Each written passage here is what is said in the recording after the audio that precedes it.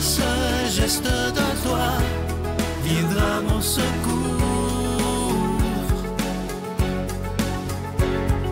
Viens semer dans mon âme le grain de l'amour. Je traverse un désert et je meurs de soif. Montre-moi le mystère qui garde la foi. Bonjour, bienvenue à votre émission La Victoire de l'amour en ce mercredi 21 juin 2023. J'espère que vous allez bien. Alors, pour les 3 prochaines semaines, on va faire le tour de la Trinité ensemble. Parce que le premier dimanche de juin, bon là, il est un peu tard, mais bon, quand même, il n'est jamais trop tard pour parler de la Trinité. C'était la fête, donc, premier dimanche de juin, de la Sainte Trinité. Et la Sainte Trinité, le Père, le Fils et l'Esprit Saint, je me suis dit, pourquoi pas une chronique par semaine, une sur le Père, le Fils et l'Esprit Saint ensuite. Donc, aujourd'hui, le Père. Pour moi, le Père, c'est le Créateur. Ils sont une et même personne, hein? C'est l'amour, c'est Dieu, un seul Dieu en 3 personnes. Bon, le grand mystère de la Trinité, on n'ira pas faire de théologie, on va entrer dans la spiritualité du Père. Qui est le Père pour moi? Ce que je vous partage, c'est que pour moi, il est le Créateur, il est la source. Et chaque matin, quand je me prends le temps de me connecter à mon âme, à ma vie intérieure, à Dieu, bien, c'est plus le Père dont il est question. Et moi, c'est ce que je vous souhaite d'approfondir, que dès le matin, se brancher à la source. Dieu nous a créés par amour et pour l'amour. C'est lui le Père, hein, le géniteur, celui qui donne la vie. Et moi, c'est par la respiration que j'entre à l'intérieur et je vais me brancher à la source, me connecter à la source, laisser mon récipient plonger au fond du puits pour faire sortir l'eau fraîche qui est au fond du puits, pour que ma journée soit remplie de cette bonne eau fraîche dont je peux me nourrir et nourrir les autres aussi. Hein? Parce que prendre le temps de se laisser aimer, prendre conscience que Dieu est là, qu'il est la source, remettre notre vie entre ses mains. Et quelqu'un me posait la question, ça veut dire quoi donner sa vie à Dieu? Eh bien, pour moi, c'est justement prendre le temps d'aller le matin, quelques minutes, aller se déposer dans sa main, à l'intérieur de nous. Bon, c'est une image, hein, mais aller comme déposer ma vie dans ses mains et accueillir son regard, accueillir sa vie.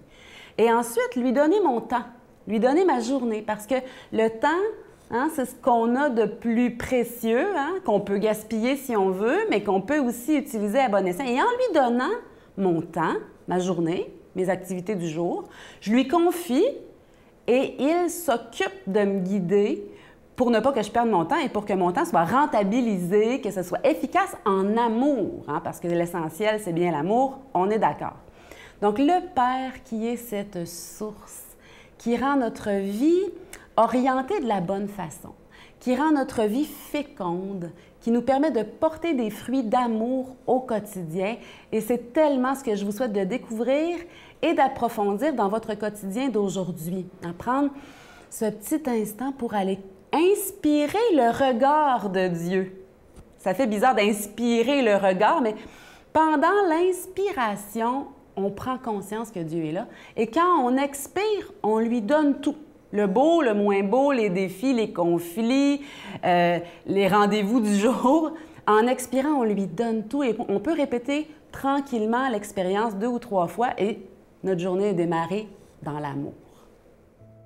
Notre Père qui es aux cieux, que ton nom soit sanctifié, que ton règne vienne, que ta volonté soit faite sur la terre comme au ciel. Donne-nous aujourd'hui notre pain de ce jour. Pardonne-nous nos offenses, comme nous pardonnons aussi à ceux qui nous ont offensés. Et ne nous laisse pas entrer en tentation, mais délivre-nous du mal, car c'est à toi qu'appartiennent le règne, la puissance et la gloire pour les siècles des siècles. Amen. La Victoire de l'amour vous invite à sa retraite spirituelle les 6, 7 et 8 octobre 2023 sous le thème « La justice de Dieu, c'est la miséricorde », en compagnie du Père Michel Marie, William Beaudoin, Sylvain et l'animation musicale avec Miguel, Jessica Poulain, Lilia Jobin et Alain Martineau. Spectacle musical du Père Michel Marie le samedi soir. à l'hôtel et suite Le Dauphin de Drummondville. Réservé au 514-523-4433 ou sans frais au 1-888-811-92-91.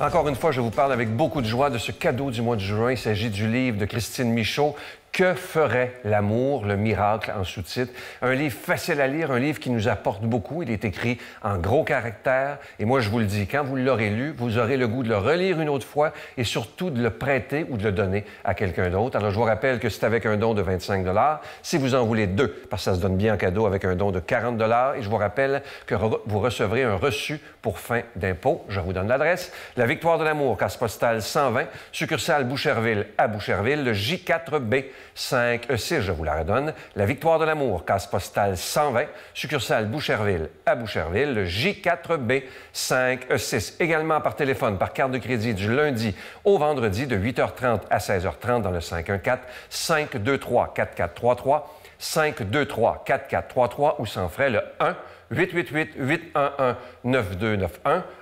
1-888-811-9291 et aussi sur notre site Internet. Vous savez que c'est un moyen très rapide, sécuritaire et efficace de faire votre don. C'est le www.lavictoiredelamour.org.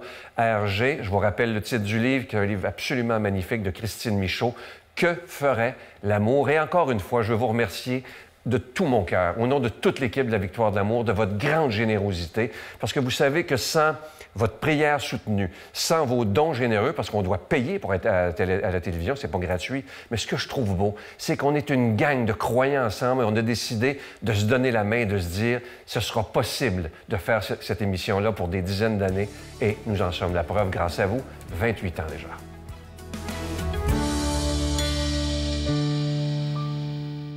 Mon Dieu, donnez-moi la sérénité d'accepter les choses que je ne peux changer, le courage de changer les choses que je peux et la sagesse d'en connaître la différence. Amen. On rejoint maintenant Luc Faneuf qui nous fera un commentaire de l'Évangile.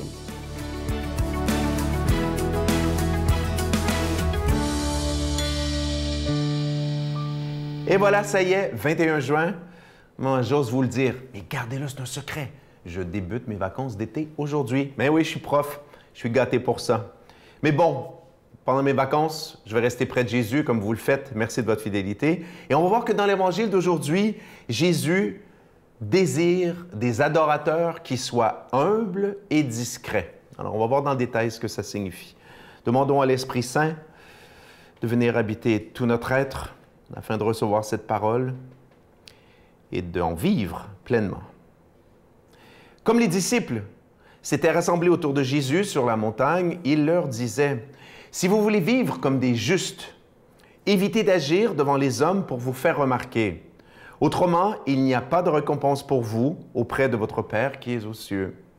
Ainsi, quand tu fais l'aumône, ne fais pas sonner de la trompette devant toi comme ceux qui se donnent en spectacle dans les synagogues et dans les rues pour obtenir la gloire qui vient des hommes.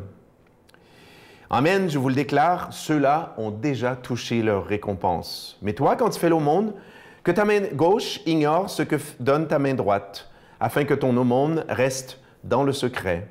Ton Père voit ce que tu fais en secret, il te le revaudra. Et quand vous priez, ne soyez pas comme ceux et celles qui se donnent en spectacle quand ils font leur prière. Ils aiment à se tenir debout dans les synagogues et les carrefours pour bien se montrer aux hommes. Amen, je vous le déclare, ceux-là ont déjà touché leur récompense. Mais toi, quand tu pries, retire-toi au fond de ta maison, ferme la porte et prie ton Père qui est présent dans le secret. Ton Père voit ce que tu fais en secret, il te le revaudra. Et quand vous jeûnez, ne prenez pas un air abattu comme ceux qui se donnent en spectacle. Ils se composent une mine défaite pour bien montrer aux hommes qu'ils jeûnent. Amen, je vous le déclare, ils ont déjà touché leur récompense. Mais toi, quand tu jeûnes, parfume-toi la tête et lave-toi le visage. Ainsi, ton jeûne ne sera pas connu des hommes, mais seulement de ton Père qui est présent dans le secret. Ton Père voit ce que tu fais en secret, il te le revaudra. Acclamons cette parole de Dieu. Louange à toi, Seigneur Jésus. Permettez-moi de dire quelques mots sur un saint italien qui était très connu à l'époque, mais dont on ne parle presque plus. Saint-Louis de Gonzague, je ne vais pas vous raconter sa vie, seulement vous rappeler que, voilà, il a vécu à Rome au 16e siècle, il est mort à 23 ans. C'était un jeune élève, un jeune futur prêtre, hein, qui voulait devenir jésuite. Et j'ai entendu cette boutade sur lui il y a déjà plusieurs décennies, je vous la raconte. Saint-Louis de Gonzague, tout jeune, il jouait au ballon. Et puis, il avait déjà très pieux, réputation de sainteté et tout le reste. Puis là, à un moment donné, un père décide de lui demander, un prêtre décide de lui demander pour, entre guillemets, le mettre à l'épreuve. Hey, Luigi, là, tu joues au ballon. Si je te disais que c'est la fin du monde dans 5 minutes, que ferais-tu? Et là, Luigi s'arrête, prend un air pensif. Il regarde en souriant le prêtre. Je continuerai à jouer au ballon. Excellente et drôle réponse, voilà. Quand on vit, et là je reviens au commentaire du texte, Jésus, qui veut enseigner, vous savez que pour un juif, être un juste, être un tzaddik, pas un sadique en hébreu, tzaddik, ça signifie vivre selon les commandements exigés de Dieu. Okay? C'est depuis les 10 commandements et tout le reste. D'accord? Donc, Jésus dit, c'est très bien de vouloir vivre comme un juste. Jésus dit, c'est très bien de faire l'aumône, c'est très bien de prier, c'est très bien de jeûner. Le jeûne qu'on a beaucoup oublié depuis, j'allais dire, 50 ans, 60 ans au Québec, et qui est une arme très puissante pour la prière. Le problème, c'est que l'orgueil humain, voilà, peut devenir un orgueil spirituel aussi. C'était, je dirais, peut-être encore plus vrai du temps des Juifs, parce que les Juifs catégorisaient les gens en purs et impurs, en justes et injustes. Si tu respectais les commandements, oh, là, tu étais un juste, tu étais sauvé par Dieu. Si tu ne respectais pas les commandements, tu n'étais pas un juste, tu n'étais pas sauvé par Dieu. Aujourd'hui, les choses sont plus discrètes. Mais comment dire? L'orgueil spirituel, et je lève la main, me touche moi aussi. OK? Voilà. On peut jouer. On peut jouer au saint. On peut jouer au juste. C'est très, très beau, ce que dit Jésus. Au fond, ce que Jésus dit, au-delà des gestes, de la prière, de l'aumône et ça, qui sont des bonnes actions, comme chrétien, forcément, on est habité par l'amour, on fait des bonnes actions. Ce que Jésus dit, c'est ta relation à Dieu, ta vie spirituelle, vis-la pour Dieu. Vis-la pas pour te montrer haute, pour te montrer bon aux yeux des hommes. Autrement dit, fais-la pas par orgueil. Et c'est ça qui est très, très beau. Donc, Jésus demande une religion qui est intériorisée. Attention, Jésus ne dit pas, ne parle jamais de Dieu. Jésus dit, ne te montre pas comme, pense pas que tu es un juste sans moi, sans la prière. Fais tes actions dans l'humilité, la discrétion, mais oui, prie, jeûne et partage. Demandons à Dieu qui est béni, de nous bénir, lui qui est Père, Fils, Saint-Esprit. Bonne journée. Je vous salue Marie, pleine de grâce. Le Seigneur est avec vous. Vous êtes bénie entre toutes les femmes, et Jésus, le fruit de vos entrailles, est béni. Sainte Marie, Mère de Dieu, priez pour nous pécheurs, maintenant et à l'heure de notre mort. Amen.